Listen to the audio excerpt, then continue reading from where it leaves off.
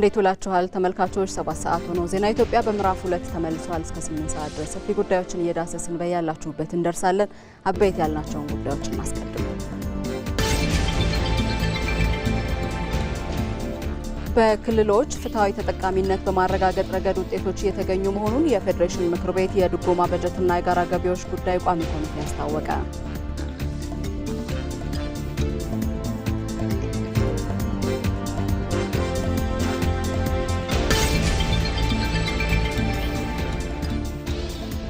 አፍሪካውያን በአብሮነት በቴክኖሎጂ በፈጠራና በቁርጠኛ አመራር ታግዘን ከሰራን ጤናማነቷ የተረጋገጠ መጠን እንችላለን አሉ ምክትል ጠቅላይ ሚኒስትር ተመስገን ጥሩነህ።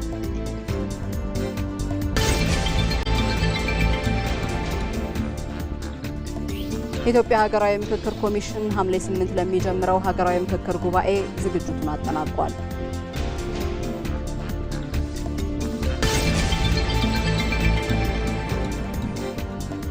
ከውጪ የእስራኤሉ ጠቅላይ ሚኒስትር ቤንያሚን ኔታንያሁ ከኢራን ጦርነት ማግስት ከአሜሪካው ፕሬዝዳንት ዶናልድ ትራምፕ ጋር በአስቸኳይ ለመገናኘት እየሰሩ መሆኑ ታወቀ።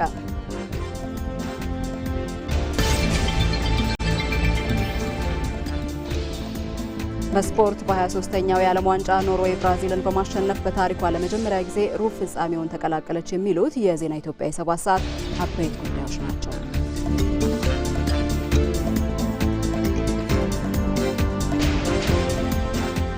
ዜና ኢትዮጵያን ከዋናው ስቱዲዮ እየመራሁኝ መታሰቢያ ደረጃ ቆይታ አደርጋለሁ። የተለያዩ ሁነቶችን ባልደረቦቼ እየተከታተሉ ይገኛሉ። በቆይታችን ተጨማሪ መረጃዎችን ደግሞ ከነሱ እንጋራለን። አልጋነሽ ተካን እናገኛታለን። የአፍሪካ ሕክምና ትምህርት ተቋማት ኮንፈረንስ መካሄድ ጀምሯል በዚህ በአዲስ አበባ። ይህንኑ መድረክ የተከታተለች ትገኛለች። ከሷ ጋር ተጨማሪ መረጃዎችን በቆይታችን እንጋራለን። ሌላኛው ባልደረባችን መሐመድ አልቃድርም እንዲሁ ይቀላቀለናል። መግቢያችን ላይ እንደጠቆምናችሁ የኢትዮጵያ ሀገራዊ ምክክር ኮሚሽን ሐምሌ 8 ለሚጀምረው ሀገራዊ ምክክር ጉባኤ ዝግጅት ማጠናቀቁን አስታውቋል። ይህንኑ ጉዳይ በተመለከተ ደግሞ እሱን እናገኘዋለን። ሌላኛው ባልደረባችን አባዲ ወይናይም እንዲሁ በቆይታችን ይቀላቀለናል። በተመሳሳይ በመግቢያችን ላይ ጠቁመናችሁ ነበረ። በክልሎች ፍትሃዊ ተጠቃሚነትን በማረጋገጥ ረገድ ውጤቶች እየተገኘው መሆኑን የፌዴሬሽን ምክር ቤት የድጎማ በጀትና የጋራ ገቢዎች ጉዳይ ቋሚ ኮሚቴ አስታውቋል። ይህንኑ መድረክ ነው የተከታተለው። ተጨማሪ መረጃዎችን ደግሞ በቆይታችን ከሱ እንሰማለን። አብራችሁን ቆዩ። ወደ ቀዳሚው ዘገባ አሻገራለሁ። በክልሎች ፍትሃዊ ተጠቃሚነትን በማረጋገጥ ረገድ ውጤቶች እየተመዘገቡ መሆኑን የድጎማ በጀትና የጋራ ገቢዎች ጉዳይ ቋሚ ኮሚቴ አስታወቀ። የፌዴሬሽን ምክር ቤት ያካሄደ ባለው መደበኛ ስብሰባው የድጎማ በጀትና የጋራ ገቢዎች ጉዳይ ቋሚ ኮሚቴና የሕገ መንግስት ትርጉምና ውሳኔ አፈጻጸም ክትትል ቋሚ ኮሚቴ ያቀረቡትን የ2018 በጀት ዓመት የእቅድ አፈጻጸም ሪፖርት በመመርመርና በመወያየት አጽድቋል። የፌዴሬሽን ምክር ቤት በክልሎች መካከል ፍትሃዊ የሀብት ክፍፍል ከመፍጠር አንጻር የተሰሩ ስራዎች ምንድናቸው አለ የሚለውን ጉዳይ ደግሞ እየተከታተልን ቆይታ እናደርጋለን። ይህንኑ መድረክ የተከታተለው ባልደረባችን አባዲ ወይናይ ደግሞ ተጨማሪ መረጃዎችን ሊያጋራን በቀጥታ መስመራችን ላይ ተገኝቷል። አባዲ እንዴት ውለሃል? ቀደም ሲል ያነሳነው ጉዳይ አለ። በተለይ የፌዴሬሽን ምክር ቤት በክልሎች መካከል ፍትሃዊ የሀብት ክፍፍል ከመፍጠር አንጻር የተሰሩ ስራዎችን በምን መልኩ ገመገመ? የተነሱ ሀሳቦችን ጠቅለል አድርገህ አጋራን። አመሰግናለሁ። እንግዲህ አንቺም ቀደም ብለሽ እንደጠቀሽው የፌዴሬሽን ምክር ቤት 5ኛ ዓመት የስራ ጊዜ ሁለተኛ መደበኛ ስብሰባውን እያካሄደ ነው የሚገኘው። በስብሰባ በርካታ አጀንዳዎች ናቸው እየተመለከታቸው የሚገኙ። በተለይም ደግሞ በፌዴሬሽን ምክር ቤት ስር የሚገኙ የተለያዩ ቋሚ ኮሚቴዎች የአጠቃላይ 2018 በጀት ዓመት እቅድ አፈጻጸማቸውን እያቀረቡ ነው የሚገኙት። በተለይም ካቀረቡት ሪፖርቶች መካከል የድጎማ በጀትና የጋራ ገቢዎች ጉዳይ ቋሚ ኮሚቴ የ2018 በጀት ዓመት አፈጻጸሙን ሲያቀርብ ነበር። በዚህ ሪፖርት እንደተገለጸ ከሆነ በተለይም ደግሞ በድጎማ በጀት አማካኝነት ለክልሎች የሚለቀቀው የገንዘብ መጠን ከጊዜ ወደ ጊዜ እያደገና እየጨመረ እንደሚገኝ የተገለጸው። ከዛ ባሻገርም የድጎማ በጀት ሲባል ሁለት ዓላማ አለው። ለጥቅል ዓላማ የሚውልና ለተወሰኑ ዓላማዎች የሚውሉ የድጎማ በጀቶች አሉ። በተለይም ደግሞ ለውስን ዓላማ የሚውሉ የድጎማ በጀቶች የተለያዩ የመሰረተ ልማቶችን ለመገንባትና ተግባራዊ ለማድረግ ዓላማ አድርጎ የሚሰጥ የድጎማ አይነት ነው። በዚህም ደግሞ ክልሎች የተለያዩ የጤና፣ የትምህርት አስፈላጊ የሆኑ መሰረተ ልማቶችን እንዲገነቡ የሚያስችላቸው ነው። በዚህም ደግሞ አጠቃላይ ለክልሎች እየተሰጠ ያለው የውስን ዓላማ ያላቸው የድጎማ በጀቶች ከጊዜ ወደ ጊዜ ጊዜ እየተጠናከሩ እንደሚገኙ አነስተዋል። ከጥቅል የድጎማ በጀት አንጻር ስንመለከት ደግሞ አጠቃላይ ወደ 314 ቢሊዮን ብር በበጀት ዓመቱ ለክልሎች ለማሳለፍ ታቅደው 304 ቢሊዮን ብር ለክልሎች መታለፉን ተገልጿል። ይህ ደግሞ አጠቃላይ ከእቅዱ አንጻር ስናየው ከ96 በመቶ በላይ አፈጻጸም ስለመመዝገብ የተገለጸው ማለት ነው። ከዛ ባሻገርም በተለይም ደግሞ ዘላቂ የልማት ግቦችን ለማስፈጸም 14 ቢሊዮን ብር እንዲሁ ለክልሎች ለማሳለፍ እቅድ ተይዞ ከእቅዱ አንጻር ከ90 በመቶ በላይ አፈጻጸም ማስመዝገብ የተገለጸው ማለት ነው። በአጠቃላይ ግን ስንመለከተው በድጎማ በጀቶች አማካኝነት ለክልሎች የሚተላለፉ የገንዘብ መጠን ከጊዜ ወደ ጊዜ እያደጉና እየጨመሩ እንደሚገኙ ተገልጿል። እንዲሁም ደግሞ ከፍትሐዊነት አኳያ ከዚህ ቀደም በርካታ ጥያቄዎች ይነሱ ነበር። በተለይም ለክልሎች የሚደረጉ የድጎማ በጀቶች ፍትሐዊ አይደለም፣ ያላቸው ስርጭት ፍትሐዊነት ላይ ጥያቄ ይነሳባቸው ነበር። ነገር ግን አሁን ላይ ከቅርብ ዓመታት ወዲህ በተሰሩ በርካታ ስራዎች አማካኝነት ወደ ክልሎች የሚተላለፈው የድጎማ በጀት ፍትሐዊነቱ ከጊዜ ወደ ጊዜ እየተጠናከረና እየተረጋገጠ እንደሚገኝ ነው የተገለጸው ማለት ነው። ከዛ ባሻገርም ደግሞ በዚህ ሪፖርት ላይ ሲቀርብ የነበረው ለክልሎች አጠቃላይ ያለው የመሰረተ ልማት ፍትሐዊ ስርጭት ላይ ጥያቄዎች ሲነሱ ነበር። ከዚህ ቀደም በተለይም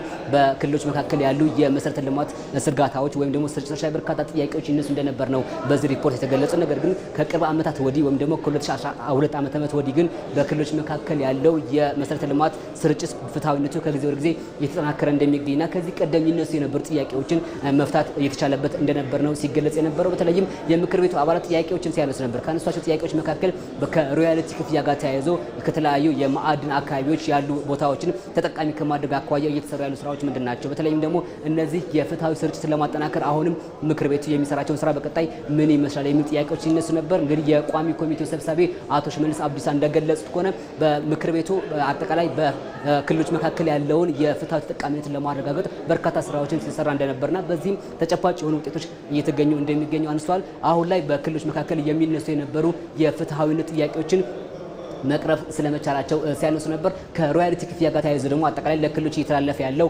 የሮያልቲ ክፍያ ዝቅተኛ በመሆኑ ነገር ግን ክልሎች እዚህ ላይ ትኩረት በማድረግ የተለያዩ የማዕድን የሚወጣባቸው አካባቢዎችን ከተለያዩ ስራዎች በመስራት አኳያ አሁንም የሚጠበቅባቸውን ክልላዊ ኃላፊነት ወይም ሀገራዊ ኃላፊነት ሊወጡ እንደሚገባ አነሷል። ከዛ ባሻገርም ምክር ቤቱ የፌዴሬሽን ምክር ቤት ማለት በርካታ ጉዳዮች ሲመለከት ነበር። ከተመለከታቸው መካከል ደግሞ የህገ መንግስት ትርጉምና ውሳኔ አፈጻጸም ክትትል ቋሚ ኮሚቴ የ2018 ሪፖርቱን ገምግሞ ምክር ቤቱ አጽድቋል። ከዛ ባሻገርም የተለያዩ የህገ መንግስት ውሳኔ ያስፈልጋቸዋል ወይም ደግሞ አያስፈልጋቸውም የሚሉ የውሳኔ ሀሳቦችን እንዲሁም ምክር ቤቱ መርምሮ ሲያጸድቅ ነበር ማለት ነው። ከዛ ባሻገርም ከሰላምና ማንነት ጋር በተያያዘ ከህገ መንግስት አስተምሮ ጋር በተያያዘ በርካታ ጥያቄዎችና ሀሳቦች ሲነሱ ነበር። ምክር ቤቱ ጉዳዮችን መርምሮ እንግዲህ እያጸደቀ ነው የሚገኘው። በተለይም ደግሞ ምክር ቤቱ የፌዴሬሽን ምክር ቤት ማለት ነው በ2018 በክልሎች መካከል ያለውን የፍትሐዊ ሀብት ክፍል ጠንካራና ጤናማ ለማድረግ ከቀምራ አኳያ የሚነሱ ችግሮችን ለመፍታት በትኩረት ሲሰራ እንደነበር አገኘሁ ተሻገር አፈጉባኤ ማለት ነው አገኘሁ ተሻገር ሲያነሱ ነበር። በአጠቃላይ ምክር ቤቱ በ2018 እጅግ ስኬታማ እጅግ አመርቂ የሆነ አፈጻጸም ሲያስመዘግብ እንደነበርና ቋሚ ኮሚቴዎችም የሚጠበቅባቸውን ኃላፊነት በአግባቡ ሲወጡ እንደነበር ሲያነሱ ነበር። አባዲስ ለመረጃዎቹ እናመሰግናለን። መልካም ጊዜ።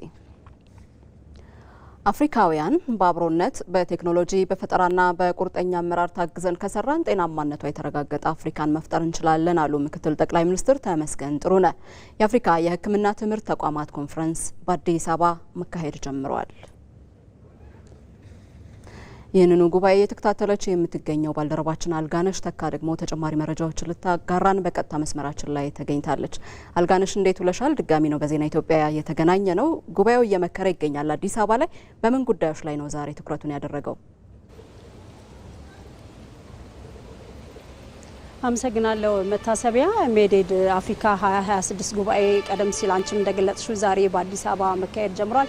የዛሬ ዓመት ባለፈው ዓመት ማለት ነው ሩዋንዳ ኪጋሊ ላይ መካሄዱ የሚታወስ ነው።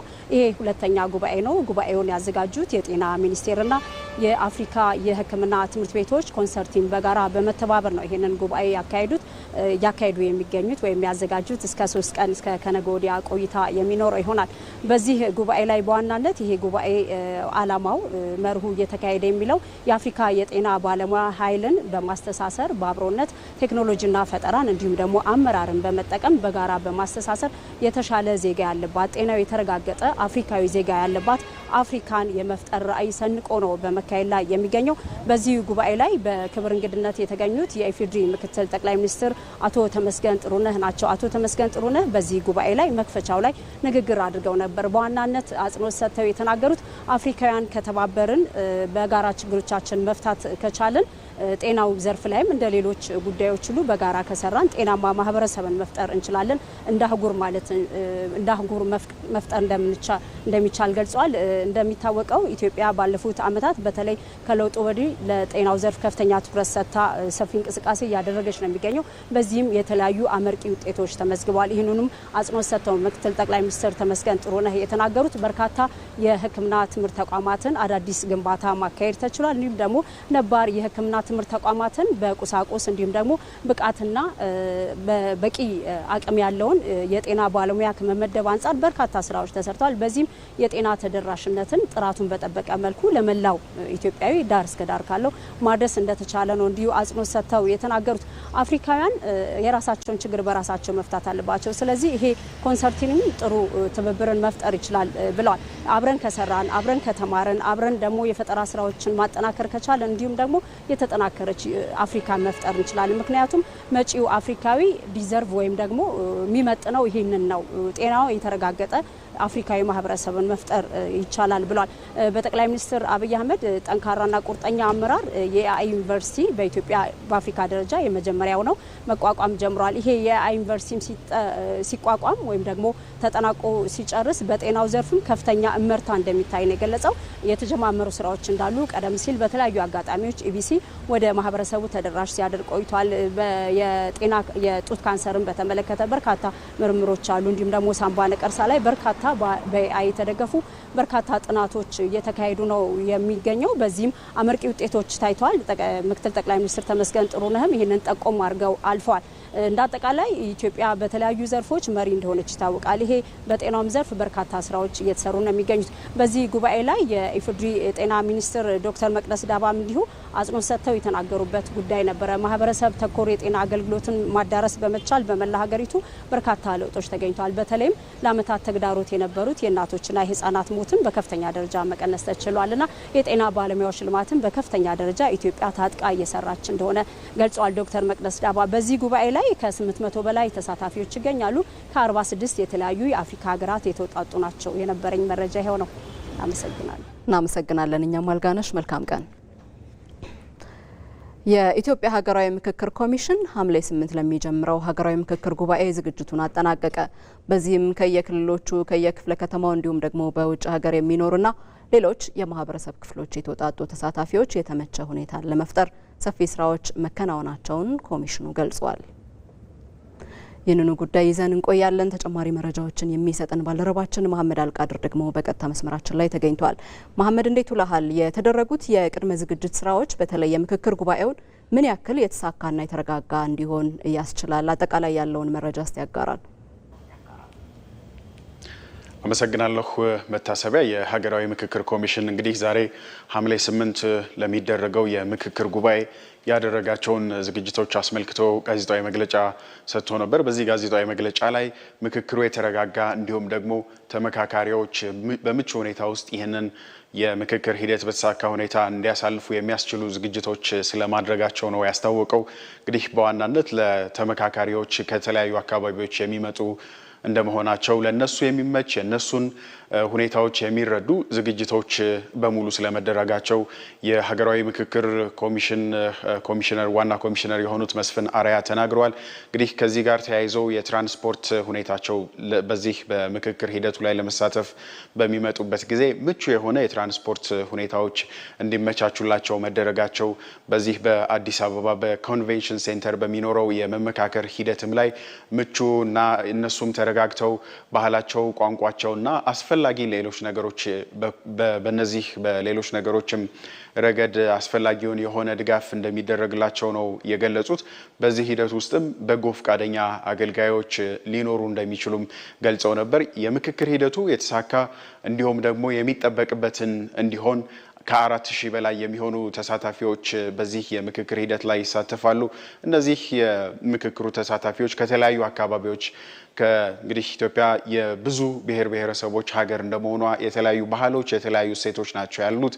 እነዚህን ባህሎች እሴቶችና ቋንቋዎቻቸው ተጠብቀውላቸው የምክክር ሂደቱ ነፃ እንዲሁም ደግሞ ለነሱ የተመቸ ለሀገርም ደግሞ የሚጠበቅበትን ትልቁን ምዕራፍ እንዲያስገኝ የምክክር ሂደቱ የተሳካ እንዲሆን ዝግጅቶች ስለመደረጋቸው ነው የተገለጸው። የትራንስፖርት ሁኔታ፣ የመኝታና የምግብ እንዲሁም ደግሞ ሌሎች በከተማ ውስጥ በሚንቀሳቀሱባቸው ጊዜዎች ያሉ አዳዲስ ነገሮች ግር እንዳይላቸውም የሚያስችሉ ያ ነገር በግልጽ እና በሚፈልጉት መንገድ መንቀሳቀስ የሚችሉባቸውን የትራንስፖርት እንዲሁም ሌሎች ምቹ ሁኔታዎችን ስለማመቻቸቱም ተገልጿል።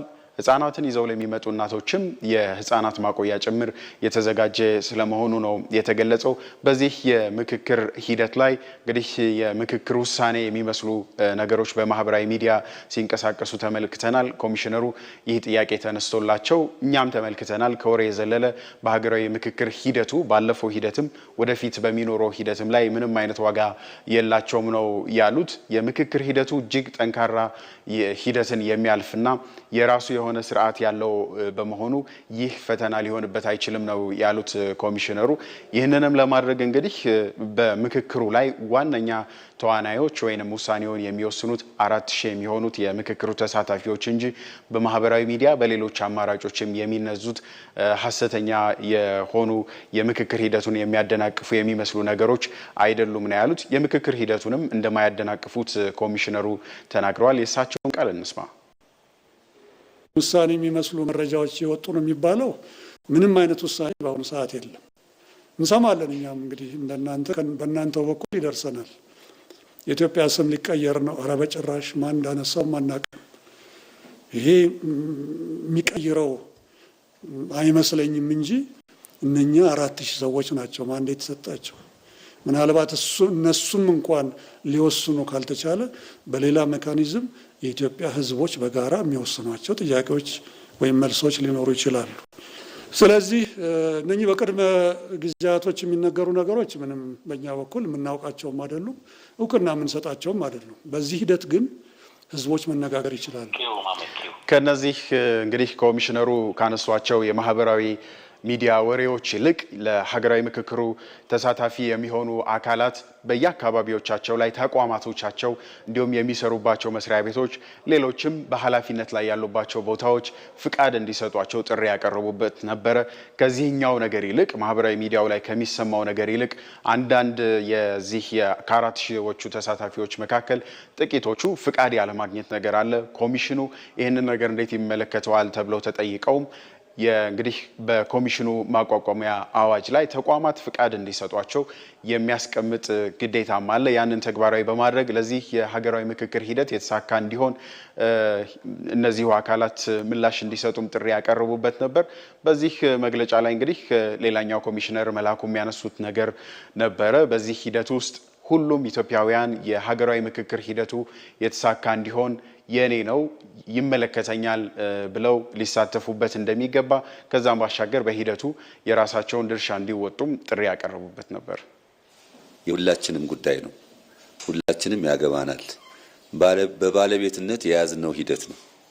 በባለቤትነት የያዝነውን ሂደት በባለቤትነት ድምዳሜው ላይ ማድረስ ይኖርብናል። ይሄ ትልቅ ቱል ነው፣ ትልቅ መሳሪያ ነው። ፕሊዝ ይሄንን መገንዘብ አለብን። ሀገር ትመካከር፣ ሀገር መክራ አንድ ነገር ይዛ ትውጣ፣ በዚህ መንገድ ነው ከዚህ በኋላ መሄድ ያለብን የሚል አቅጣጫ አስቀምጦ መሄድ መቻል አለበት። ይሄን እድል በፍጹም ማምከን የለበትም።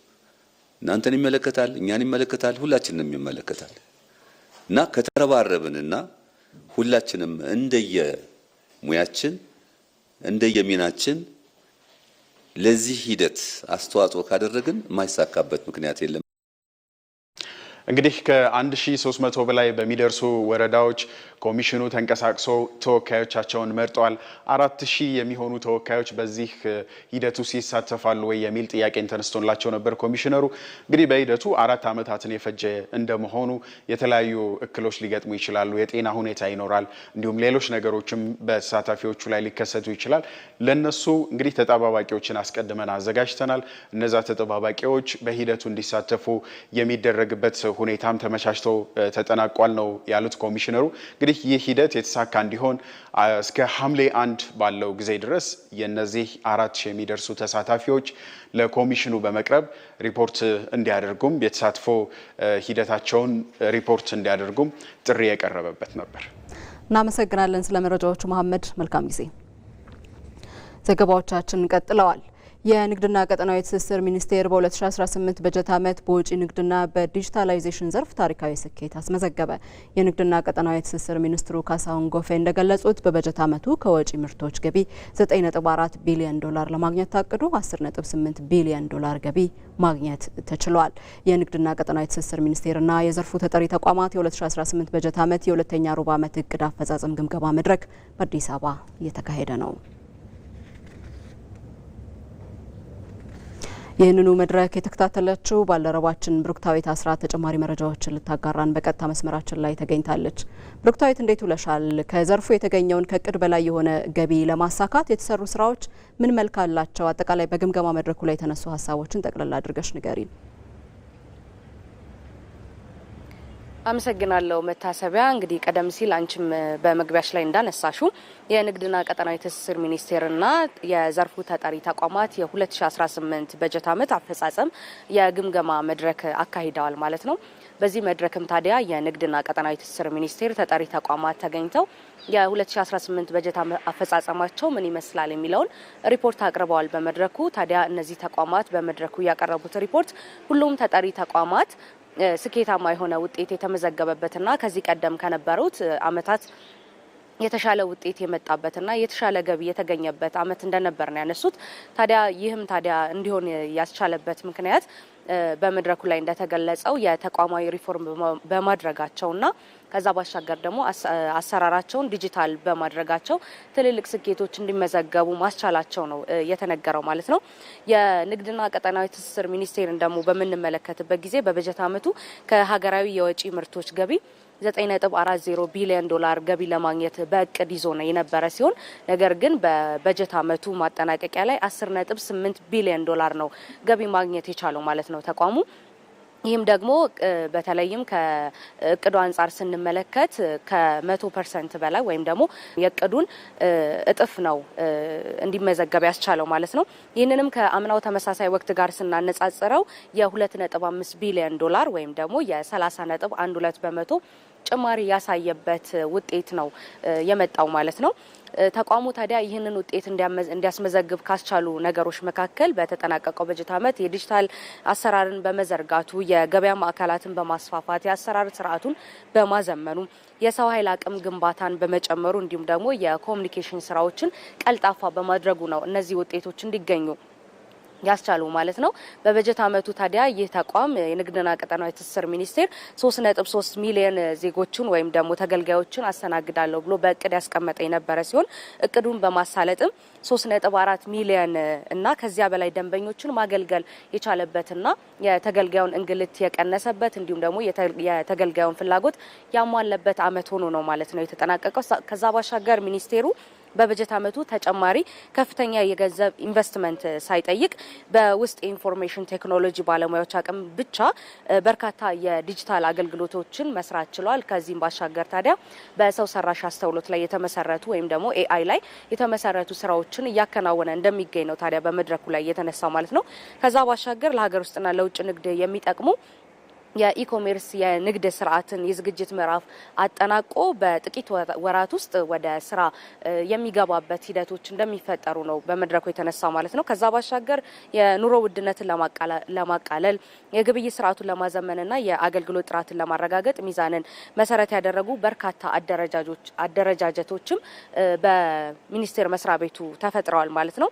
ከዛ ባሻገር በሚኒስቴሩ በተከናወኑ ተግባራት በብዙ ሚሊዮን ሜትሪክ ቶን የሚቆጠሩ የሀገር ውስጥ ምርቶች እና በመቶ ሺዎች የሚቆጠሩ የውጭ ሀገር ምርቶች ጥራታቸው ተረጋግጦ ለንግዱ ማህበረሰብ እንዲቀርቡ ተደርጓል ማለት ነው። ጥራትን መሰረት ያደረጉ ምርቶች ለንግዱ ማህበረሰብ እንዲቀርቡም ታዲያ የጥራትን መሰረት ያደረገ ተቋም መቋቋሙ ይታወቃል። ታዲያ በዚህ ተቋም ውስጥም በርካታ የጥራትን መሰረት ያደረጉ ምርቶች ለንግዱ ማህበረሰብ እንዲቀርቡ እየተደረገ ነው ማለት ነው ያለው። ለሰዓቱ ያለኝ መረጃ ይህን ይመስላል። መታሰቢያ። እናመሰግናለን ብሩክታዊት። መልካም ጊዜ። ከኢትዮጵያ ቴሌቪዥን በቀጥታ ስርጭት ዜና ኢትዮጵያን እየተከታተላችሁ ነው። ዘገባዎቻችን አሁንም ይቀጥላሉ። የሕዝብ ተወካዮች ምክር ቤት ያለፉት 5 ዓመታት የስራ ዘመን በኢትዮጵያ በርካታ መዋቅራዊ ለውጦች የታዩበት ምዕራፍ ሆኖ ተመዝግቧል። ከታሪካዊና መዋቅራዊ ሕግ ማውጣት ስራዎች እስከ ለሀገር ሰላምና ደህንነት የተወሰኑ ውሳኔዎችም ተላልፈውበታል። መቅደላዊት ደረጀ በምክር ቤቱ የስራ ዘመን የጸደቁ አዋጆች የትኞቹ ናቸው የሚለውን በተከታዩ ዘገባዋ ታስቃኘናለች። የሕዝብ ተወካዮች ምክር ቤት የሕዝብን ድምጽ የሚያስተጋባበት የሕግ የበላይነትን የሚያረጋግጥበትና የሀገራችንን የፖለቲካና የኢኮኖሚ አቅጣጫ የሚቀርጽበት ታላቅ የዲሞክራሲ ተቋም ነው። ባለፉት 5 ዓመታት የነበረው የምክር ቤቱ የስራ ዘመን በኢትዮጵያ በርካታ መዋቅራዊ ለውጦች የታዩበት ምዕራፍ ሆኖ ተመዝግቧል።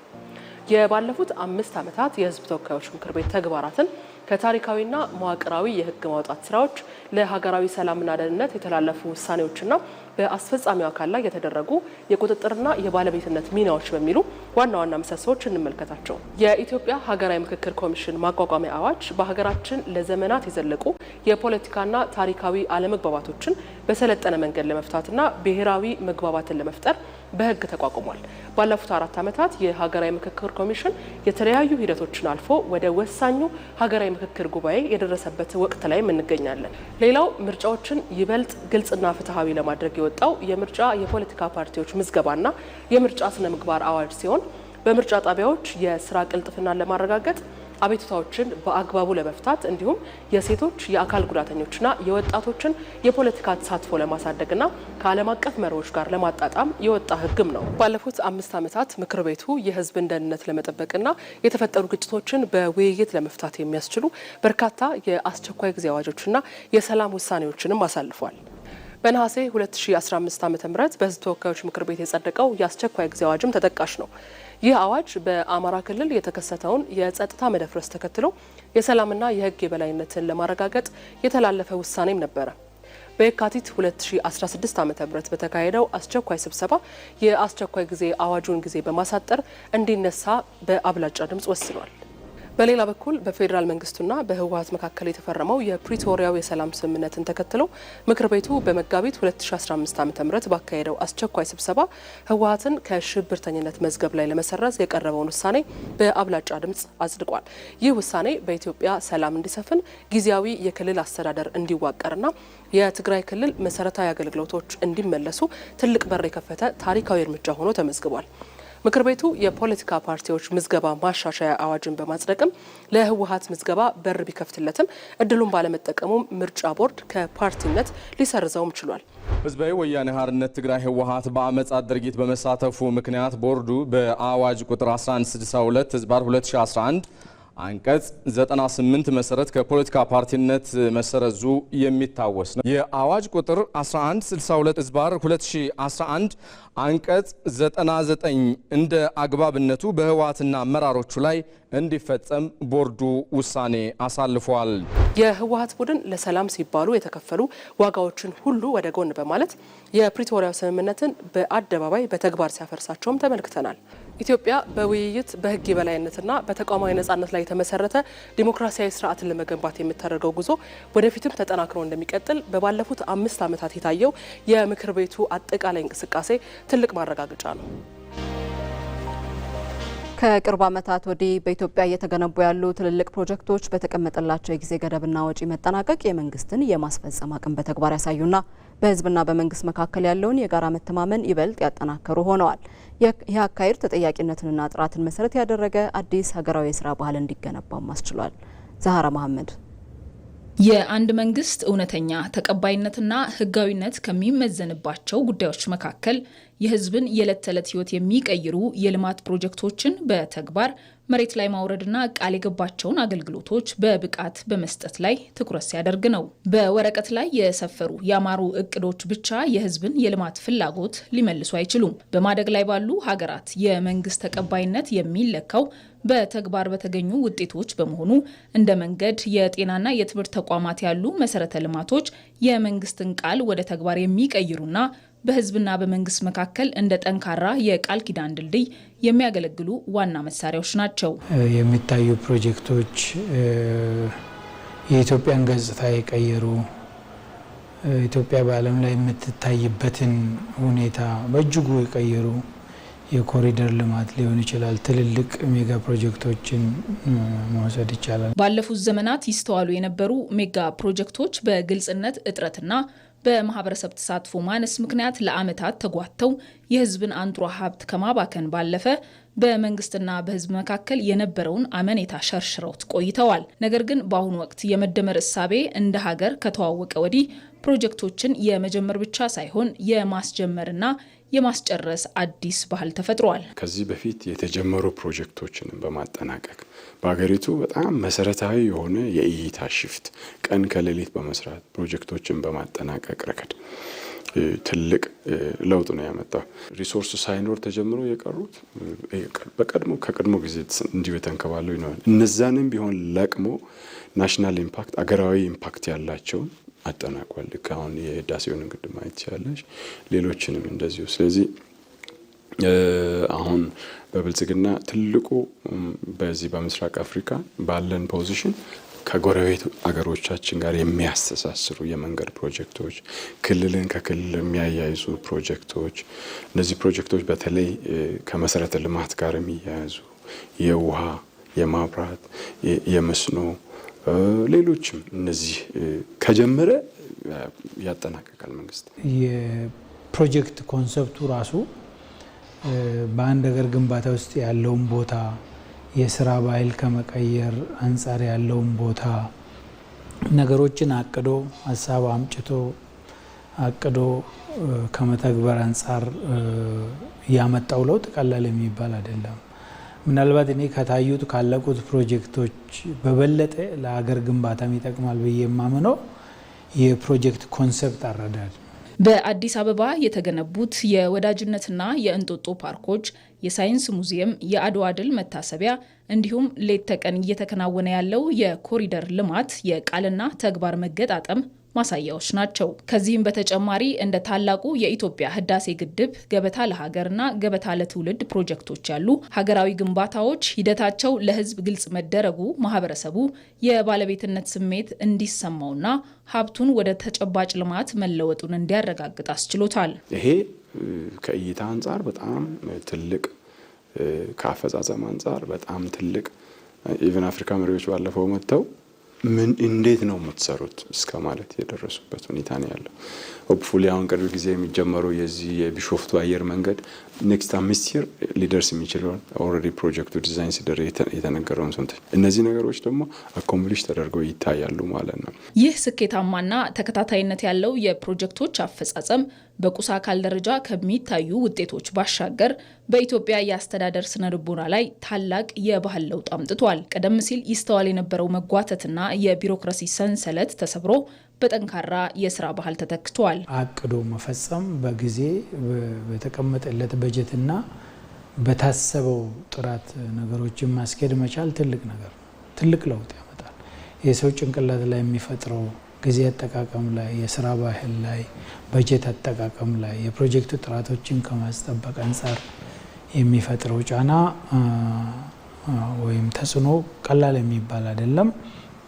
ይሄ ደግሞ ህዝቡ በመንግስት ላይ እምነት እንዲያሳድር ጥሩ እርሾ ይሆናል ማለት ነው። ይህ አይነቱ ንቅናቄ በህዝቡ ዘንድ ጊዜን የመጠቀምና ለለውጥ የመነሳሳት አዲስ ሀገራዊ መነቃቃትን ከመፍጠሩም በላይ እኛ ማከናወን አንችልም የሚለውን የተሸናፊነትና የዝቅተኝነት ስነ ልቦና በመስበር በትውልዱ ልብ ውስጥ የጽኑ እምነትና የሀገራዊ ኩራት ስሜት እንዲቀረጽ አድርጓል። መንግስት በሀገር ውስጥ ከሚፈጠሩ የሰላም እጥረት ፈተናዎች፣ ከዓለም አቀፍ የኢኮኖሚ ጫናዎችና የዋጋ ንረቶች ሳይበገሩ የታቀዱ ፕሮጀክቶች ሳይስተጓጉሉ እንዲጠናቀቁ ማድረጉ ተግዳሮቶችን የመቋቋም አቅሙና አስተማማኝነቱን በተግባር ያረጋገጠበት ሆኗል። በመሆኑም መንግስት የትኛውንም የልማት ፕሮጀክት ሲቀርጽና ሲተገብር ከኮንስትራክሽንና ከምህንድስና መለኪያዎች ባሻገር ከህዝብ ጋር መተማመን የሚፈጥር ስትራቴጂን አብሮ መቅረጽ እንዳለበት አመላካች ሆኗል። የመሰረተ ልማት ግንባታዎች መስፋፋት እንዲሁም አዲስ አበባ የአፍሪካ የዲፕሎማሲ ማዕከል መሆን በኢትዮጵያ የቱሪዝም ዘርፍ አዲስ መነቃቃትን ይዞ መጥቷል። ባለፉት ወራት የታየው የኮንፈረንስ ቱሪዝም እድገትና አዳዲስ መዳረሻዎች መበራከት የኢንዱስትሪው የጀርባ አጥንት ለሆኑት ሆቴሎችና አስጎብኚ ድርጅቶች ሰፊ የገበያ እድልና የስራ መነሳሳትን እየፈጠረ ነው። ሰናይት ብርሃኔ ኢትዮጵያ የበርካታ ታሪክ፣ ባህልና የተፈጥሮ ሀብት ባለቤት ሆና ሳለ ለዘመናት ከቱሪዝም ዘርፍ ሳትጠቀም ቆይታለች። በአንጻሩ ደግሞ ሌሎች ከኢትዮጵያ ያነሰ የቱሪስት መስህብ ያላቸው ሀገራት ከዘርፉ ተጠቃሚ ሲሆኑ ይስተዋላል። ይህ መሆኑ ታዲያ ሀብቷንና ታሪኳን ጠንቅቀው ለሚያውቁ ባለሙያዎቿ ቁጭትን ሲፈጥር ቆይቷል። በጣም ያንገበግባል። ምክንያቱም ኢትዮጵያ ሀገራችን እጅግ በጣም በሁሉም መስክ በቱሪዝም ዘርፍ ላይ እጅግ በጣም የተዋበች የታደለች ሀብታም ባለጠጋ አገር ናት፣ የተረፋት ናት። በሁሉም ብዙ ሀገራት ከኛ እጅግ በጣም ያነሰ የቱሪዝም ሀብት ኖሯቸው ያንን ግን ወደ ቱሪዝም ተጠቅመው ለቱሪዝም ተጠቅመውበት ብዙ አስተዋውቀውና ብዙ አግኝተው ሀገራቸውም ተጠቃሚ ሲያደርጉ እናያለን። ይህ እጅግ በጣም በጣም ያንገበግባል። የታሪክ የተፈጥሮና የባህል ሀብታም የሆነችው ኢትዮጵያ ቅርሶቿን እያደሰች የቱሪዝም መሰረተ ልማቶችን እያሰፋች እንዲሁም ደግሞ በኮሪደር ልማት ከተሞችን እያስዋበች የቱሪዝም ዘርፏን ካንቀላፋበት ቀስቅሰዋለች። ቱሪዝም በሁሉም የኢኮኖሚ ዘርፍ ውስጥ ሕይወትን የሚዘራ የልማት አንቀሳቃሽ ሞተር ነው። የዚህ ዘርፍ መነቃቃት ታዲያ ከትልልቅ አገልግሎት ሰጪ ተቋማት እስከ ባህላዊ ዕቃ አዘጋጅታ ለቱሪስት የምትሸጠው ሴት ድረስ ተጠቃሚ የሚያደርግ ነው። ሰላም፣ እንዴት ነሽ? ደህና ነሽ? እግዚአብሔር ይመስገን ደህና ነኝ። እግዚአብሔር ይመስገን። እሺ፣ ሰናይት ገብሩ እባላለሁ። እና ያው እንደዚህ የባህል ዕቃ ነው የምሸጠው። አሁን ላይ ደግሞ ቱሪዝሙ እየተነቃቃ ነው። አዎ፣ በጣም የቱሪዝሙ መነቃቃት ለእናንተ ምን አይነት የስራ እድልን ፈጥሯል? እጅግ በጣም ደስ የሚል የስራ እድል ነው የፈጠረልን። እግዚአብሔር ይመስገን። አሁን በጣም ጥሩ ነው ያለው። ሰው ደግሞ ኢንተረስቱ በጣም ደስ የሚል ነው። የባህል ዕቃ በጣም ነው የሚፈልጉት። ለቱሪዝም እድገት ቁልፍ የሆነው የመሰረተ ልማት አውታር በከፍተኛ ሁኔታ መዘርጋቱ የጉዞ ምቹነትና ተደራሽነትን ጨምሯል። ቀደም ሲል በመንገድ እጦት የቅርብ ሩቅ የነበሩ ታሪካዊና ተፈጥሯዊ ቦታዎች አሁን በአጭር ጊዜና በዘመናዊ መንገዶች ይደረስባቸዋል። ይህ መሆኑ ደግሞ ለሆቴሎችና ለአስጎብኝ ድርጅቶች አመች ሁኔታን ፈጥሯል። አሁን እየታዩ ያሉ እየተሰሩ ያሉ የመሰረተ ልማት ግንባታዎች በጣም አበረታች ናቸው። ስራዎችን ቀለል ያደርጋሉ። በጣም ብዙ መስህቦች በበቂ ሁኔታ ሊደረስባቸው የማይችሉ የነበሩ መስህቦች በቀላሉ እየተደረሰባቸው ነው። አውሮፕላን ማረፊያዎች እየተስፋፉ ነው። መንገዶች እየተሰሩ ነው። የኤሌክትሪክ መስመር ዝርጋታዎች በጥሩ ሁኔታ እየተሰሩ ነው። ስለዚህ እነዚህ በጣም ትልቅ አበረታች ናቸው። ከዚህም በላይ ደግሞ የበለጠ ሊሰሩ ይገባል። ከዚህ ቀደም እንደሚታወቀው አንዱ ኦልሞስት ብቸኛው ሊባል በሚችል ሁኔታ የአፍሪካ ህብረት ስብሰባው በዓመት አንድ ጊዜ ይመጣል። ከዛ ውጭ ብዙ የምናውቃቸው ነገሮች አልነበሩም። አሁን ግን ትልቅ ስብሰባዎችን ሆስት ማድረግ አዲስ አበባ አቅም ስለፈጠረች አሁን የኮፕ 32ም እንዲሁ አንዱ ትልቁ የሚጠበቅና ትልቅ እድገት ልዩነት የሚያመጣ አይነት ስብሰባ ነው። ያንን ማድረግ የቻልነው እንግዲህ አዲስ አበባ በኮሪደር ልማትም በወንዝ ዳርቻም ንጽህናዋን ጠብቃ ሰላሟም የተረጋጋ ስለሆነ ጽድት ማለቱ መስፋቱ ለትራፊክ ፍሰት አመቺ መሆኑ እንዲሁ እሱ በራሱ ገበያቸውን የሚያነቃቃ ነገር ሆኖ ታይቷል። አዲስ አበባ የአፍሪካ የዲፕሎማሲ መዲና መሆኗ ለኮንፈረንስ ቱሪዝም እድገት ትልቅ በርን ከፍቷል። ባለፉት 2 እና 3 ዓመታት የምታስተናግዳቸው ዓለም አቀፍ ጉባኤዎች ደግሞ ከፍተኛ ቁጥር ያላቸውን ቱሪስቶች ወደ ሀገር ውስጥ እንዲገቡ እያደረገ ነው። ይህም በዘርፉ ለተሰማሩ አገልግሎት ሰጪ ተቋማት ትልቅ ገበያን አምጥቷል። ቱር ኦፐሬተሮች ራሱ አዲስ አበባ ውስጥ ለመቆየት አንድ ሰው ቢፈልግ ይዘውት ሊሄዱ የሚችሉት እንደው ከግማሽ ቀን የዘለለ የሚታይ ነገር አልነበር። አሁን ግን እንደሚታወቀው ብዙዎቹ በተለይ ለኮንፈረንስ ከመጡ ከሚሄዱበት ጊዜ አንድ ቀን ግማሽ ቀን እንኳን ቢጨምሩ በጣም ብዙ ነገሮች አይተው ይሄዳሉ። ያ ቀጥተኛ ተጽዕኖ አለው የሆቴሎች ገቢ ላይ እና ከበፊቱ በተለይ በኮቪድ ጊዜ ላይ ከተመታ በኋላ የዚህ ስራ ለማንሰራራት ረጅም ጊዜ ወስዶበታል። አሁን ላይ ብዙ መነቃቃቶች እየታዩ ነው። እነዚህን ስራዎች ለማስቀጠል የተሻሉ ነገሮች የተሻሉ እድሎች እየተፈጠሩ ነው። ከመንግስት በኩል ትኩረት መሰጠቱና እየተደረጉ ያሉ የተለያዩ ድጋፎች እጅግ በጣም ትልቅ ማበረታቻዎች ናቸው። ከዚህም በተጨማሪ ደግሞ በጠቅላይ ሚኒስትር ደረጃ ትኩረት ተደርጎበት በተደጋጋሚ ቱሪዝም አጀንዳ እየሆነበት ያለው ሁኔታ ስላለ ይሄ ለቱር ኦፕሬተሮች፣ ለቱሪዝም ባለሙያዎች በአጠቃላይ ትልቅ ድጋፍን ያደርጋል። የቱሪዝም ዘርፉ መነቃቃት እንደ ሆቴልና አስጎብኚ ድርጅቶች ላሉ አገልግሎት ሰጪ ተቋማት ከሚያስገኘው ገቢ በተጨማሪ የኢትዮጵያን ገጽታ ለመገንባት ትልቅ አቅም አለው። የቱሪዝም ዘርፉ አሁን ያለውን መነቃቃት ዘላቂነት ማስቀጠል ደግሞ ለሀገራዊ ኢኮኖሚ የሚያበረክተው አስተዋጽኦ ወደ ላቀ ደረጃ እንዲሸጋገር የሚያደርግ ነው። የፖለቲካ ፓርቲዎች በድህረ ምርጫ ከፉክክር ወደ ትብብር በመሸጋገር ለሀገር ሉዓላዊነትና ብሔራዊ ጥቅም መከበር በጋራ ሊቆሙ ይገባል። የአማራ ዲሞክራሲያዊ ንቅናቄ ኃይል ሊቀመንበርና በአማራ ክልል የሚንቀሳቀሱ ተፎካካሪ የፖለቲካ ፓርቲዎች የጋራ ምክር ቤት ሰብሳቢ ተስፋሁን አለምነህ ለኢቲቪ እንደገለጹት የታጠቁ ኃይሎች 7ኛው ጠቅላላ ምርጫ ህዝብ ፍላጎቱን ያንጸባረቀበት መሆኑን በመገንዘብ ወደ ሰላማዊ የፖለቲካ ትግል ሊመለሱ ይገባል ብለዋል። ሳሙኤል ወርቃየው በስኬት የተጠናቀቀው 7ኛው ጠቅላላ ምርጫ እንዲሁ በቀላሉ በህዝብ ድምፅ አሸናፊና ተሸናፊ የተለየበት ብቻ አይደለም። ይልቁንስ ኢትዮጵያውያን በአንድነት ከቆሙ ለፈተናዎች ሳይበገሩ አሸናፊ የሚሆኑበትን መድረክ ዳግም ያሳዩበት ነው። የአማራ ዲሞክራሲያዊ ኃይል ንቅናቄ አዲሃን ሊቀመንበርና በአማራ ክልል የሚንቀሳቀሱ ተፎካካሪ የፖለቲካ ፓርቲዎች የጋራ ምክር ቤት ሰብሳቢ አቶ ተስፋሁን አለምነህ ሲገልጹትም ምርጫው ኢትዮጵያ መቻሏንና ማሸነፏን ለዓለም ያሳየችበት ነው። ጠላቶቻችን የለም በምርጫው የሚሳተፍ ኃይል እርምጃ እንወስዳለን እያሉ በተለይ ደግሞ በአማራ ክልል በርካታ ፍከራ፣ በርካታ ዛቻ የተካሄደ ያንን ዛቻ ከምንም ሳንቆጥር ሀገርን በማስቀደም ለሀገር ክብር በመስጠት ነገን በማየት የዲሞክራሲ ሂደቱን ለማዳበር መስዋዕትነት ከፍለን ሀገር እንደ ሀገር በሁሉም መስክ አሸናፊ እንድትሆን ያስቻለ ሀገር እንደ ሀገር መቻሏን ያሳየችበት፣ አቅሟን ያሳየችበት፣ ጉልበቷን ያሳየችበት፣ አንድነቷን ያሳየችበት፣ የዜጎች ፍላጎት የተንጸባረቀበት፣ ህዝብ ፍላጎቱ የሆነ ፓርቲ መምረጥ ብቻ አይደለም፣ የኛን ፓርቲ ፓርላማ ማስገባት ወይም የሆነ ፓርቲ ክልል ምክር ቤት ማስገባት ብቻ አይደለም፣ ህዝብ ሰላምን እንደመረጠ ያሳየበት፣ ህዝብ ልማትን እንደመረጠ ያሳየበት፣ ህዝብ በተገቢው መንገድ ፍላጎቱን ያንጸባረቀበት ምርጫ ነው። ምርጫው ከባለፉት የኢትዮጵያ የምርጫ ጊዜያት በተሻለ መልኩ የተፎካካሪ የፖለቲካ ፓርቲዎች ተሳትፎና የዲሞክራሲ ልምምዱም ታይቶበታል። በርካታ የፖለቲካ ፓርቲዎች የክልልም የፌዴራል የፓርላማ መቀመጫ ያገኙበት ነው። የዲሞክራሲ ሂደቱም የተሻለ የሚባል ነው። እንደ አዲሃን ብትወስድ ከገዢው ፓርቲ ቀጥለን በክልል ምክር ቤት ከፍተኛ ቁጥር ያለው ተመራጮችን አስገብተናል፣ በፓርላማም አስገብተናል። ይህ ማለት ትናንት መሳሪያ አንስተን ሁሉም ነገር ጨለማና ዝግ በሆነበት ሰዓት ስናራምድ የነበረውን የዲሞክራሲ ናፍቆታችን የዲሞክራሲ ፍላጎታችንን ዛሬ በውይይት በንግግር በመቻቻል ወደ ዲሞክራሲ መምጣታችን ያሳየንበት ሀገራችን እንደ ሀገር እንድትቀጥል የራሳችን አስተዋጽኦ ያደረግንበት ነው።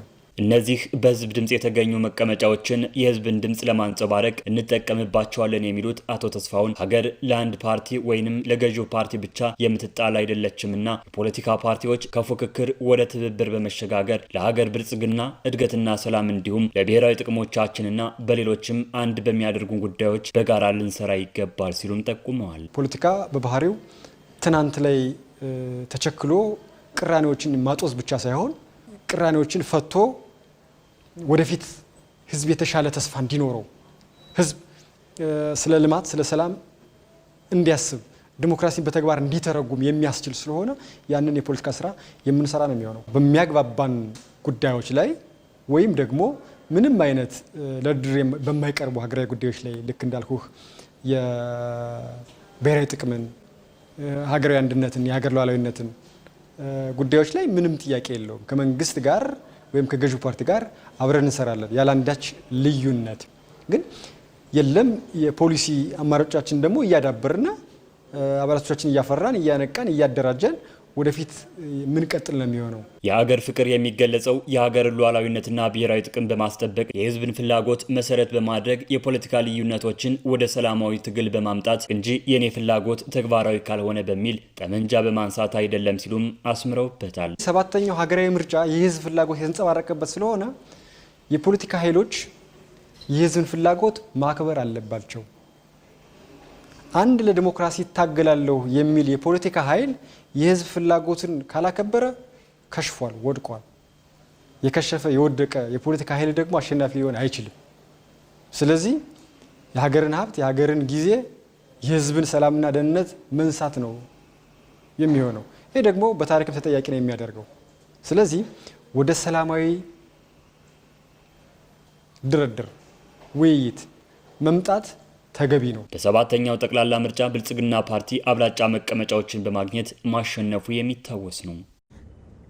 ኢትዮጵያውያን በጋራ የሚጽፏቸው ትርክቶች ጠንካራ ሀገረ መንግስት ለመገንባት ሚናቸው የጎላ ነው። በተለይ ወጣቱ ትውልድ ታሪክን በመመርመርና በማወቅ ይህን ሂደት የመምራት የትውልድ ኃላፊነት ተጥሎበታል። መሀሪ አለሙ ህብራዊነቷ የደመቀ ለጥቁሮች የነጻነት ፋና ወጊ የሆነች በምስራቅ አፍሪካ ቀንድ ላይ የምትገኝ አንዲት ስም አለች፣ ኢትዮጵያ። ይቺ ምድር ዝም ብላ በካርታ ላይ የተሳለች የድንበር መስመር አይደለችም። ይልቁንም በሺህ ከሚቆጠሩ ክሮች የተሸመነች፣ ያንዳንዱ ክር የራሱ ቀለም፣ የራሱ ወዝ፣ የራሱ ድምፅና ዜማ ያለው ውብ የጥበብ ማህደር ናት። ብዝሃነት ልክ እንደ ባለ ሁለት ስለት ሰይፍ ነው። በአንድ በኩል መልካም ሆኖ ሲገኝ የሀገር ጌጥና ኩራት የመሆን አቅም አለው። በሌላ በኩል ደግሞ በአግባቡ ካልተያዘ የልዩነትን አጥር በማስፋት ለግጭትና ላለመግባባት መንስኤ ሲሆን ይስተዋላል። በታሪካችን ታላላቅ ምዕራፎች ውስጥ በጋራ የጻፏቸው ድሎች እንዳሉ ሁሉ በተለያዩ ዘመናትና በተለያዩ ምክንያቶች የተስተናገዱ አለመግባባቶችና ውስጣዊ ቅራኔዎችም አልነበሩም ማለት አይቻልም። የእነዚህን ቅራኔዎች መነሻ ግን የባህልና የቋንቋ መብዛት ሳይሆን ልዩነትን የምንረዳበትና የምንመዝንበት እይታ መዛባት ነው።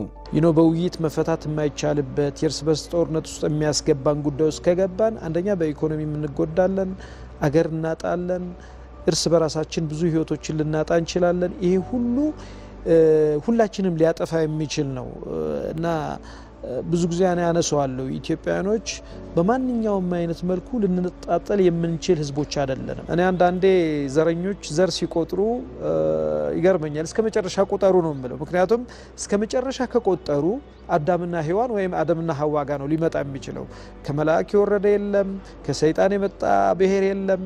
ይሄ የመጨረሻችን አንድ አይነት ሩት ነው ያለን። የኔ ብቻ ይቅደም፣ የኔ ታሪክ ብቻ ነው ትክክል፣ የሌላው ግን ስህተት ነው የሚሉ የተዛቡ ራስን ብቻ ያስቀደሙና የሌላውን ህልውና የዘነጉ እይታዎች በሰዎች መካከል ጥርጣሬን ዘር ሲዘሩ ኖረዋል። እንዲህ አይነቱ ጠባብ አስተሳሰብ የሀገርን ትልቅ ምስል ለማየት አይፈቅድም። ኢትዮጵያ የበርካታ ሃይማኖቶች፣ የብዙ ባህሎችና እሴቶች ታሪካዊ ትስስር ያለባት ምድር ናት። ክርስትናውና እስልምናው፣ ባህላዊ እምነቶቹና የአኗኗር ዘይቤዎቹ በአንድ ወንዝ ላይ እንደሚቀዱ ምንጮች ተሳስረው የኖሩባት ሀገር ናት። ነገር ግን ይህንን ታሪካዊ ትስስር ለጥላቻ ሳይሆን ለፍቅር፣ ላለመግባባት ሳይሆን ለአንድነት መሰረት አድርጎ መጠቀም ትልቅ ብልህነትና የልብ ስፋትን ይጠይቃል።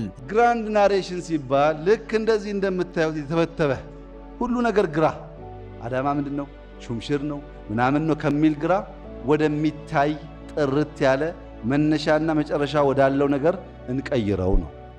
ምን ቀይረው ነገር እንደዚህ ከሆነ አይፈታ፣ አይታሰር፣ አይበላ፣ ግራ የገባው ነው፣ አይነበብ። ይሄንኑ ትብታብ እንዲህ ብናደርገው ግን ቢያንስ መግቢያና መውጫው እናውቀዋለን። ወደዚህ እንውሰደው። ነገር ሁሉ ግራ ይሁን። ከነጠላ ወደ ገዢ ትርክት የመጣን እንደሆነ ቅድም ያየነው ትብትብ ያለው መንገድ መዳረሻው ወደሚታይ ወደዚህ መንገድ ይመልሰናል። ዛሬ ላይ ቆመን ወደ ነገ ስንመለከት ትልቁና ወሳኙ ኃላፊነት የሚያርፈው በወጣቱ ትውልድ ጫንቃ ላይ ነው። ወጣቱ የነገዋን የተሻለች የበለጸገችና ሰላማዊ የተረጋገጠች ኢትዮጵያን ለመገንባት በሚደረገው ጥረት ወሳኝና ዋነኛ ሞተር ነው። ይህንን ኃላፊነት ለመወጣት ደግሞ መነሻ ሊሆን የሚገባው የጋራ ታሪክ ግንባታ ነው። የጋራ ታሪክ ማለት የአንዱን ታሪክ አጥፍቶ ሌላውን መተካት ማለት አይደለም። ይልቁንም የሁሉንም ዜጎች አሻራ ያካተተ፣ ሁሉንም በእኩልነት የሚያቅፍና የሚያግባባ ግልጽ መድረክ መፍጠር ማለት ነው። ኢትዮጵያ ብዝሃነት ያላት ሀገር መሆኗን መቀበል ነው ከወጣቱ የሚጠበቀው የመጀመሪያው ነገር። ይሄ መልቲካልቸራል ዳይቨርሲቲው በኢትዮጵያዊ ማንነት ላይ አንዱ አንዱን መቀበል አለበት የሚለውን እሳቤ መገንዘብ ያስፈልጋል። እሱን በጥልቀት መረዳት ያስፈልጋል። እኔ በሌላ ሰው አይን ምንድን ነኝ ብለን ስናስብ ሌላውን ደግሞ እንደዛ ለመቀበል መዘጋጀት እሱ አስፈላጊ ተፈጥሯዊ ማንነታችን ስለሆነ እሱ ከዛ ሲቀጥል ወጣቱ በሀገሩ ጉዳይ ላይ ንቁ ተሳታፊ መሆን አለበት። ልማት በወጣቶችም ተሳትፎ ነው የሚረጋገጠው። ሺህ ቀለማት ያሏት ይህች ምድር የመቻቻልና የጋራ ታሪክ ግንባታን በትክክል ስታስቀጥል የነገው ጉዞዋ የብርሃንና የብልጽግና ይሆናል። ትውልዱ ይህንን አደራ ተረድቶ ጥላቻን በይቅርታ ውዝግብን በውይይት በመተካት የሁሉንም ዜጎች ታሪክ ያካተተች ውብ ኢትዮጵያን ለነገ ማስረከብ ይኖርበታል። ይህ የሁላችንም የቤት ሥራ፣ የሁላችንም የጋራ ራዕይ ሊሆን ይገባል። ዓለም በአየር ንብረት መዛባት የተፈተነች ባለችበት በዚህ ወቅት ኢትዮጵያ በአረንጓዴ አሻራ እየሰራች ያለችው ተግባር ወቅቱን ያገናዘበ ነው አሉ የተለያዩ ሀገራት አምባሳደሮች። የኢትዮጵያ የአረንጓዴ አሻራ መርሃ ግብር ለዓለም ጥሩ ምሳሌ የሆነ ስለመሆኑም ገልጸዋል። አስማረ ብርሃኑ። ሰደድ እሳት፣ የጎርፍ አደጋ፣ ድርቅና ከፍተኛ የሙቀት መጨመርን የመሰሉ የተፈጥሮ አደጋዎች በአሁኑ ወቅት የዓለማችን ዋነኛ ፈተናዎች ሆነዋል። ከቅርብ ዓመታት ወዲህ የእነዚህ አደጋዎች ድግግሞሽና የጥፋት መጠናቸው እየጨመረ መምጣቱ ደግሞ ችግሩ አስቸኳይና የተቀናጀ ዓለም አቀፋዊ መፍትሄ የሚሻ መሆኑን በግልጽ ያሳያል። ይህንን ዓለም አቀፋዊ ስጋት ለመቀልበስ ኢትዮጵያ ባለፉት ተከታታይ ዓመታት በአረንጓዴ አሻራ መርሃ ግብር ያከናወነቻቸው ተግባራት ሀገሪቱ ዓለም አሁን ላይ ለሚፈልገው መፍትሄ ቀድማ ወደ ተጠናከረ ተግባራዊ እንቅስቃሴ መግባቷን የሚያረጋግጥ ሆኗል። ኢትዮጵያ ከወቅቱ ጋር የተጣጣመና ውጤታማ የአየር ንብረት መዛባትን የመከላከል ሥራ እያከናወነች መሆኑን በአዲስ አበባ የሚገኙ የተለያዩ ሀገራት አምባሳደሮችና የዓለም አቀፍ ተቋማት መሪዎች ጭምር እውቅና እየሰጡት ይገኛል።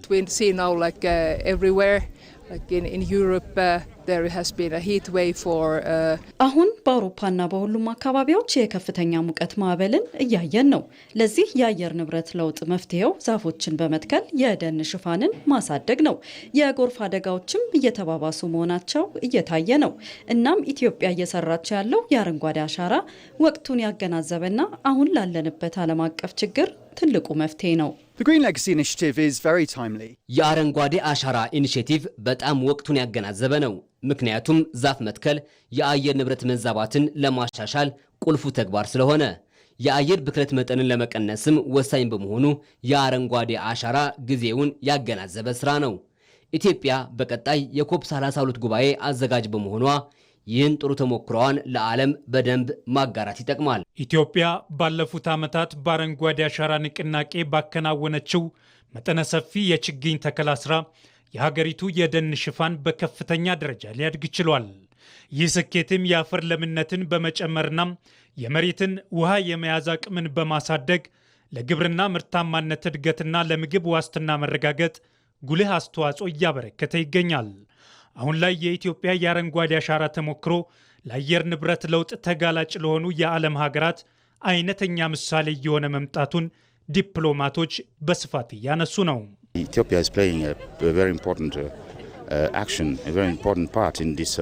ኢትዮጵያ በአረንጓዴ አሻራ ስራ በጣም ጠቃሚ ተግባር እያከናወነች ትገኛለች።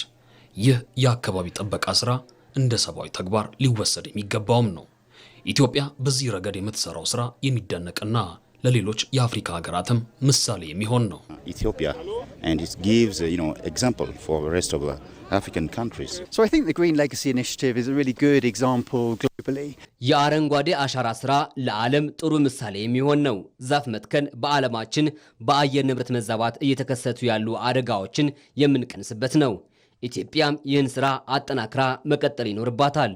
ሌሎች የዓለም ሀገራትም የደን ሽፋናቸውን በማሳደግ ለአየር ንብረት ለውጥ የማይበገር ኢኮኖሚን ሊገነቡ ይገባል። ኢትዮጵያ በአረንጓዴ አሻራ መርሃ ግብር እያስመዘገበችው ያለው ይህ ተጨባጭ ለውጥ ዓለም አቀፍ እውቅናን እያገኘ በመምጣቱ በርካታ ሀገራት የኢትዮጵያን ተሞክሮ ለመቅሰም ፍላጎት አሳይተዋል።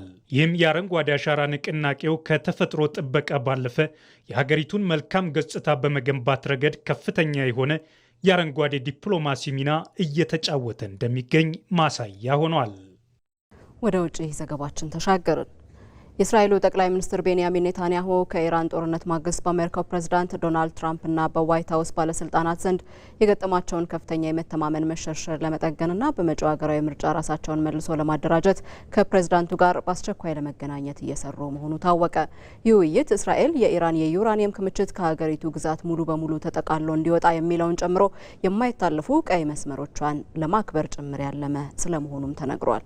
ሰለሞን ገዳ የእስራኤል ጠቅላይ ሚኒስትር ቤንያሚን ኔታንያሁ ከቅርብ ጊዜ ወዲህ በአሜሪካ ፕሬዝዳንት ዶናልድ ትራምፕና በዋይት ሀውስ ተጽዕኖ ፈጣሪዎች ዘንድ የገጠማቸው ከፍተኛ የእምነት መሸርሸር ለመጠገንና በመጪው ሀገራዊ ምርጫ ራሳቸውን መልሶ ለማደራጀት ከፍተኛ ጥረት እያደረጉ ነው ተብሏል። ኔታንያሁ ይህን ስብሰባ በተቻለ ፍጥነት በዚህ ሳምንት እንዲካሄድ ቢፈልጉም የፕሬዝዳንት ትራምፕ በቱርኪ በሚካሄደው የሰሜን አትላንቲክ ጦር ቃል ኪዳን ድርጅት ኔቶ መሪዎች ጉባኤ ላይ መሳተፍ ግን ቀጠሮውን ወደ ቀጣዩ ሳምንት ሊያራዝመው ይችላልም። ይህ ስብሰባ ከተሳካ ዶናልድ ትራምፕ ወደ ዋይት ሀውስ ከተመለሱ በኋላ በሁለቱ መሪዎች መካከል የሚደረገው 8ኛው ግንኙነትም ይሆናል። ነገር ግን ለኔታንያሁ የዚህ ስብሰባ ሰዓት እጅግ አሳሳቢ ነው። ይህ ስብሰባ የዲፕሎማሲ ሰላምታ ሳይሆን ከኢራን ጦርነት ማግስት የተፈጠረውን የመተማመን ስብራት ለመጠገን ዋሽንግተን ከቴህራን ጋር ወደ አዲስ የሰላም ድርድር ከመግባቷ በፊት የእስራኤል የማይታለፍ ቀይ መስመሮች ለማስመርና በትራምፕ የቅርብ አማካሪዎች ዘንድ ጠቅላይ ሚኒስትሩ በተጠራጣሪ አይን ማየትን ለማስቆም የታለመ ነው። አሁን ላይ ያለው አለመግባባት መሰረቱ ከየካቲት ወር የሚመዘዝ ነው። በወቅቱ ኔታንያሁ ፕሬዚደንት ትራምፕን ወደ ሁለተኛው የኢራን ጦርነት እንድትገባ አሳምነዋል የሚሉ መረጃዎች አሉ። በዚህ ስብሰባ ላይ ኔታንያሁ የኢራንን አያቶላዎች አገዛዝ በጥቂት ቀናት ውስጥ ሙሉ በሙሉ ለማፍረስና ለመጣል የሚያስችል የወታደርና የስለላ እቅድ አቅርበው ነበር ነው የሚባለው። ይሁን እንጂ በወቅቱ የነበሩት ከፍተኛ የአሜሪካ አስተዳደር ባለስልጣናት እቅዱ ተጨባጭነት የሌለውና በቂ ሁኔታ ያልበሰለ በሚል ውድቅ አድርገውት ነበርም ተብሏል። ዛሬ ላይ ጦርነቱ ከተጠናቀቀ በኋላ በትራምፕ ዙሪያ ያሉ ወታደራዊና የፖለቲካ አማካሪዎች የኔታንያሁን የደህንነትና የወታደራዊ ግምገማዎች ሙሉ በሙሉ ስህተት ሆነው ተገኝተዋል በሚል ጠቅላይ ሚኒስትሩን በጽኑ እየወቀሱ ነው። በትራምፕ ክበብ ውስጥ ያለው ትልቁ ስጋትና ቁጣ ፕሬዚደንቱ ለጦርነቱ ግብ አለመምታትና መክሸፍ ኔታንያሁ ላይ ጥፋቱን የመጫናቸው ጉዳይ ነው። በሌላ በኩል የእስራኤል ባለስልጣናት ራሳቸውን ለመከላከል መከራከሪያም ይዘው ቀርበዋል። እንደ እስራኤል መከላከያና የሞሳድ አቀራረብ የቀረበው እቅድ የኢራን አገዛዝ በጥቂት ቀናት ውስጥ ይወድቃል የሚል ግምት አልነበረም። ይልቁንም እቅዱ ከጦርነቱ ማግስት ባሉት ወራት ውስጥ በሚወሰዱ ተከታታይ እርምጃዎች ላይ የተመሰረተ ነበር። እስራኤላውያን እንደሚሉት ትራምፕ በመጨረሻው ሰዓት እነዚህን ስልታዊ እርምጃዎች ሳይተገብሩ ቀርተዋል። ከዚህም ውስጥ ዋነኛው በኢራን ውስጥ የሚገኙ የኩርድ ተቃዋሚ ኃይሎችን በመጠቀም የአያቶላዎቹን ስርዓት ከውስጥ ማናጋት የሚለው ስትራቴጂ ነበር። ኔታንያሁ በአሁኑ ወቅት የዋይት ሀውስን በር በአስቸኳይ ለማንኳኳት የፈለጉት ሁለተኛው ትልቁ ምክንያት ደግሞ በአሜሪካና በኢራን መካከል የሚጀመረው አዲስ ቋሚ የሰላም ስምምነት ድርድር ነው። ጦርነቱ መጀመሪያ ላይ በእስራኤል የአየር ድብደባ የተገደሉት የኢራኑ የመንፈሳዊ መሪ አያቶላ አሊ ሆሜኒ የቀብር ስነስርዓት ከተጠናቀቀ በኋላ የዋሽንግተንና ቴህራን ዲፕሎማቶች ወደ ጠረጴዛ ይመለሳሉ። ድርድሩ ከመጀመሩ በፊት ኔታንያሁ የጋራ የእስራኤል የስለላ መረጃዎችን በትራምፕ ጠረጴዛ ላይ ለማስቀመጥና እስራኤል የምትፈልጋቸውን አቋሞች ለማስገደድ ይሻሉም ተብሏል። እስራኤል አሜሪካ ከኢራን ጋር በምታደርገው ድርድር ላይ የተወሰኑ ጥብቅ መስፈርቶች እንድታስቀምጥም ተወተውታለች ነው የተባለው። የመጀመሪያው አሜሪካ የኢራንን የኒውክሌር ማበልጸግ መጠን ለመቀነስ የምትከተለውን ለስላሳ አቋም እስራኤል በጽኑ ትቃወማለች። በእስራኤል እምነት ማንኛውም ስምምነት የኢራንን የበለጸገ ዩራኒየም ክምችት ከሀገሪቱ ግዛት ሙሉ በሙሉ ጠቅሎ እንዲወጣ ማስገደድ አለበት። ሁለተኛው ኢራን ምንም አይነት የዩራኒየም ማበልጸግ መብት እንዳይኖራት ነው የእስራኤል ፍላጎት። የባሊስቲክ ሚሳይልን በተመለከተም ማናቸውም ስምምነት የኢራንን የሩቅ ተወንጫፊ ሚሳይል ፕሮግራምና በመካከለኛው ምስራቅ ያላትን ታጣቂ ኃይሎች እንደ ሂዝቦላና ሐማስ ያሉትን ፋይናንስ ማድረግ እንድታቆም ማስገደድ አለበት የሚል ነው። እናም ኔታንያሁ ከትራምፕ ጋር በሚያደርጉት ስብሰባ ላይ ከኢራን በተጨማሪ 4 ትላልቅ ቀጠናዊ ፋይሎችን ይዘውም ይቀርባሉ ተብሏል። እስራኤል በሊባኖስ ድንበር አቅራቢያ ከያዘችው የደህንነት ቀጠና እንድትወጣ ዓለም አቀፉ ማህበረሰብ የሚሰነዝርባትን ጫና አሜሪካ እንድትመከትላት መፈለጓ የመጀመሪያው ሲሆን ይህ ቀጠና የሂዝቦላን ስጋት ከእስራኤል ሰሜናዊ ማህበረሰቦች ለማራቅ ወሳኝ ነው ትላለች እስራኤል። የጋዛ መልሶ ግንባታ ከመጀመሩ በፊት ቀጠናው ሙሉ በሙሉ ከወታደራዊ ትጥቅ ነጻ መሆንና የሐማስ መዋቅር ሙሉ በሙሉ መፍረስ እንዳለበት ኔታንያሁ ይከራከራሉ። እስራኤል አሜሪካ በሐማስ ላይ የሚደረገውን ሰፊ ወታደራዊ ዘመቻ እያገደች ከቡድኑ ጋር የምታደርገውን የጀርባ ግንኙነትም እንድታቆም ትሻለች። ይህ ሁለተኛው ነጥብ ነው። ሶስተኛው አከራካሪው ጉዳይ ደግሞ ቱርኪ ጉዳይ ነው። አሜሪካ ዘመናዊ የሆኑትን ኤፍ-35 ተዋጊ ጀቶችን ለቱርኪ ለመስጠት የምታደርገው ማናቸውን እንቅስቃሴ እስራኤል በጽኑ ትቃወማለች። የሶሪያ ጉዳይም ሌላኛው ነው። አሜሪካውያን በእስራኤልና በደማስቆ መካከል አዲስ የሰላም ድርድር እንዲጀመር ይፈልጋሉ። ይህ ጉዳይም በስብሰባው ላይ አከራካሪ አጀንዳ ይሆናልም ተብሏል። ኔታንያሁ ከሊባኖስ መንግስት ጋር የተደረገው ስምምነት በኋላ ተጨማሪ የአረብ ሀገራት አዲስ ዲፕሎማሲያዊ ግንኙነት ለመመስረት ጥረት እያደረጉ መሆናቸውና ይህንንም ከትራምፕ ጋር በጋራ ለመስራት እንደሚፈልጉ ማሳያ ተደርጓል። ከዚህም በተጨማሪ ሁለቱ መሪዎች አዲስ የወታደራዊ ደህንነት ስምምነት ማዕቀፍ ላይም ይወያያሉ ተብሏል። በዚህ አዲስ አሰራር መሰረት እስራኤል ከአሜሪካ የምታገኘውን የገንዘብ ወታደራዊ እርዳታ ሙሉ በሙሉ ልታቆም ትችላለች። ይልቁንም ግንኙነቱ ወደ ጋራ መከላከያ ትብብር የሚቀየር ሲሆን እስራኤል ከአሜሪካ የገንዘብ እርዳታ ከመጠበቅ ይልቅ የራሷን የላቁ ቴክኖሎጂና የደህንነት ውጤቶች ለጋራ መከላከያ የምታበረከትበትን አዲስ የትጋት ሞዴል ይፈጠራልም ተብሏል። እናም ለቤንያሚን ኔታንያሁ የዋይት ሀውስ ጉዞ ከፍተኛ ፖለቲካ ቁማርም ነው ተብሏል። በመጪው የእስራኤል ምርጫ ዋዜማ ላይ ዶናልድ ትራምፕ በህዝብ ፊት ዝቅ የሚያደርጓቸው ወይም ዲፕሎማሲያዊ ንቅናቄ የሚያሳዩ ከሆነ ይህ ለምርጫ ቅስቀሳቸው ከባድ ይሆናልም ተብሏል። ነገር ግን ኔታንያሁ አሁንም በትራምፕ ድጋፍ ተጠቅመው ምርጫውን ለማሸነፍ እንደሚችሉ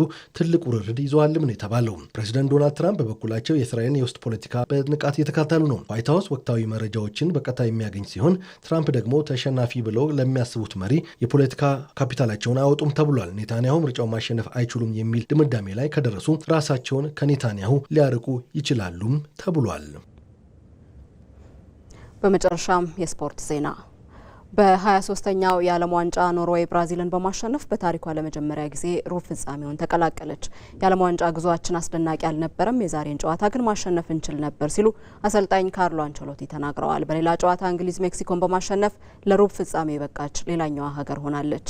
ሀና ታሪኩ ከ28 ዓመታት ቆይታ በኋላ ወደ ዓለም ዋንጫው ስትመለስ እዚህ ትደርሳለች ብሎ የገመተ አልነበረም። 5 ጊዜ የመድረኩን ዋንጫ በማሳካት ተወዳዳሪ ያልተገኘላት ብራዚል ዘንድሮ ከ4 ዓመታት በኋላ የዓለም ዋንጫን የማሳካት ተስፋን ብትሰንቅም በመጨረሻም በ16ቱ ጥሎ ማለፍ ለኖርዌይ እጅ ሰጥታ ከውድድሩ ተሰናብታለች። በውድድሩ አሳማኝ ጉዞ ማድረግ ያልቻለችው የካርሎ አንቸሎቲ ቡድን ብራዚል ኖርዌይን በተለያዩ መድረኮች ገጥማም አንድ ጊዜ ማሸነፍ ያልቻለችበትን ታሪክ ትላንት ማስቀጥላለች። በኒውዮርክ ኒው ጀርሲ ስቴዲየም ለሀገሩ ድንቅ የመድረኩ ጉዞ አስተዋጽኦ እያደረጉ ከሚገኙ ወሳኝ ተጫዋቾች መካከል አንዱ የሆነው ኤሪንግ ብራውት ሃላንድ 2 ወሳኝ ግቦችን በማስቆጠር በታሪካቸው ለመጀመሪያ ጊዜ ወደ ሩብ ፍጻሜ እንድትሸጋገር አስችሏል። የ25 ዓመቱ አጥቂ ኤሪንግ ብራውት ሃላንድ በውድድሩ ያስቆጠራቸው ግቦችንም 7 ሲያደርስ ይህም ከሊዮኔል ሜሲና ከኪሊያን ምባፔ እኩል በመሆን ለኮከብ ግባግቢነቱ እንዲፎካከር አድርጎታል። ለብራዚል በጨዋታው ጭማሪ ደቂቃ ላይ የመጨረሻ የብሔራዊ ቡድን ጨዋታውን ያደረገው ኔይማር በፍጹም ቅጣት ምት ግብ ቢያስቆጥርም ልዩነት ግን መፍጠር አልቻለም። በጨዋታው በመጀመሪያው አጋማሽ ሌላ የፍጹም ቅጣት ምት አግኝታ የነበረችው ብራዚል ብሩኖ ጎማሬዥ አልተጠቀመበትም። የ2026 የዓለም ዋንጫን የሚሳተፈው ስብስቧን ይፋ ስታደርግ በርካቶችን በደስታ ያራጫው የኔይማር ጁኒየር በቡድን ውስጥ መካተት እንደነበር የቅርብ ጊዜ ትውስታ ነው። ከ15 ዓመታት የብሔራዊ ቡድን ቆይታ በኋላ ራሱን ከቡድኑ ማግለሉን ይፋ ያደረገው ኔይማር ከጨዋታው መጠናቀቅ በኋላ በእንባ ታጅቦ ደጋፊውን ተሰናብቷል። ከጉዳት ጋር ታግሎ ለዚህኛው የዓለም ዋንጫ የደረሰው የ34 ዓመቱ የምንጊዜም የብሔራዊ ቡድኑ ከፍተኛ ግብ አስቆጣሪው ኔይማር ከሽንፈቱ በኋላም ሞከርኩኝ ደጋግሜ አሁን ግን አብቅቷል ሲል ነበር የተናገረው። በመድረኩም ብዛም ሳትጠበቅ በርካቶችን ያስገረመ ጉዞን ያደረገችው ኖርዌይ በሩብ ፍጻሜው እንግሊዝን ትገጥማለች። አሰልጣኝ ካርሎ አንቸሎቲም ከጨዋታው መጠናቀቅ በኋላ እንዲህ ሲል ሀሳቡን ሰጥቷል። እጅግ አዝነናል፣ ምክንያቱ ደግሞ እኛ እስካሁን ያሳለፍነው የዓለም ዋንጫ ጉዟችን አስደናቂ አልነበረም። የዛሬውን ጨዋታ ማሸነፍ እንችል ነበር፣ ያንን ግን ማድረግ አልቻልንም። ሽንፈታችንን እንደ መነሻ በመቁጠር ለአዲስ ምዕራፍ መዘጋጀት ይገባናልም ብለዋል። በሌላ ጨዋታ ከአዘጋጆቹ ሀገራት ጠንካራ ጉዞን ያደረገችው ሜክሲኮ በመጨረሻም በእንግሊዝ ተሸንፋ የመድረኩ ጉዞን ቋጭታለች።